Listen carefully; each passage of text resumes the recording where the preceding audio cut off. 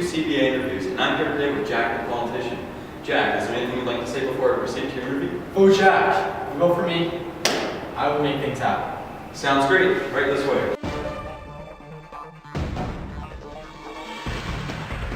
Alright, recently there's been a bunch of controversy over the anti-desserts bill being proposed. What is your opinion on this issue? I don't think this bill should be passed.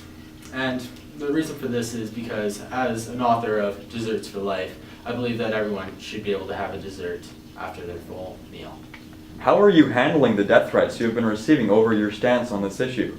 I hear you have spent over $2 million so far on personal security. Well, death threats, I see them as compliments. I know I've spent a lot more money on security, but that's to assure my safety. That's impressive. What's been the closest assassination attempt to date? Well, a couple weeks ago I was taking a shower and a stealthy ninja came from the shower drain and tried to kill me. But thank God my bodyguard, my shower bodyguard, was there to save me. You heard it here first, folks. Rumors have been circling that you are part of the Calgarian Mafia. Any comments? Well, I don't see the Mafia as bad people, you know? My father was part of the Mafia for many years and he just passed down the torch. When I have kids, I'm going to have them be a part of the Mafia as well. Who would have thought? How much of the city do you control, and how much power do you hold in the government? Well, we control most of the city right about now. It's taken a while to get to that, but it's been very successful. How much power do I have? I have about 2%, so it's pretty high numbers.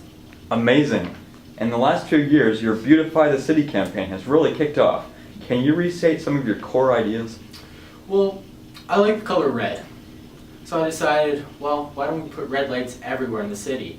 Of course, this cost about $2 billion, but you know, the more red we can get, the more beautiful the city will be. Go Flames. Your budget states that you will need approximately $19 billion to reach your goals. What's all this money going towards? Well, about $18 billion of it is going to my new house, and that $1 billion is going to charities. Inspiring. As a child, did you think you would be where you are today, or what were you aiming for? To be honest, as a child, I always thought I'd be an astronaut. But about the age of 6, I realized that's not possible. So I decided, hey, why not become a politician? That brings a tear to my eye. Your autobiography says you grew up without knowing about other people. How has this affected you? Well, when I first realized that there are other people on this planet, I was mind-boggled. But it didn't affect it. I pursued being a politician, and I think I've been pretty successful. What an emotional guy, folks. Do you think you will go for mayor in the next running? No. I'm gonna probably resign after this year. I wish you luck. Before we wrap off, I think all the viewers would like a word from you about the Diseases for All policy you initiated last spring. Well, I think everyone's equal, and you know, when one person gets a disease that someone else can't, I think it's unfair. Wow, I really see your point of view now.